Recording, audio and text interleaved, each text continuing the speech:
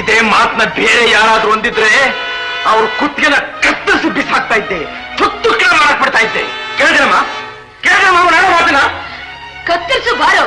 ನಿನ್ನ ಹೆತ್ತ ತಪ್ಪಿಗೆ ತಕ್ಕ ಪ್ರಾಯಶ್ಚಿತ್ತವಾದ ಆಗ್ಲಿ ಬಾರೋ. ಸುಮ್ಮನೆ ನಮ್ಮ ಸಾಕು, ಬಾಯಿ ಬಂದಿದ್ದೆಲ್ಲ ಮಾತಾಡ್ಬೇಡ ನೀನು. ಯಾವನು ಹೇಳಿದವನು ಮಾನಭಂಗ ಮಾಡೋದಕ್ಕೆ ಪ್ರಯತ್ನ ಪಟ್ಟಿದ್ದೀನಿ ನಾನು ಅಂತ. ಯಾವನೇನೋ ಹೇಳೋದು, ಸಾಕ್ಷಾತ್ ಸಾಹುಕಾರ ಬಂದಿದ್ರು, ಅವರೇ ಹೊಗಳಿದ್ರು ನಿನ್ನ ಕಲ್ಯಾಣ ಗುಣನಪ್ಪ. ಸಾಹುಕಾರ ಸಾಹುಕಾರ ಇಲ್ಲಿ ಬಂದಿದ್ನೋ? ಸಾಹುಕಾರ ಒಬ್ಬ ಕಳ್ಳ ಕದೀಮ ಮನೆ ಹಾಳು ಮಾಡೋ ಸಾಹುಕಾರನ ಮಾತಿನ ಮೇಲೆ ನಂಬಿಕೆ ಇದೆ, ಹೆತ್ತ ಮಗನ ಮೇಲೆ ತಾಯಿ ಆದ ನಂಬಿಕೆ ಹೊರಟೋಯ್ತಾ?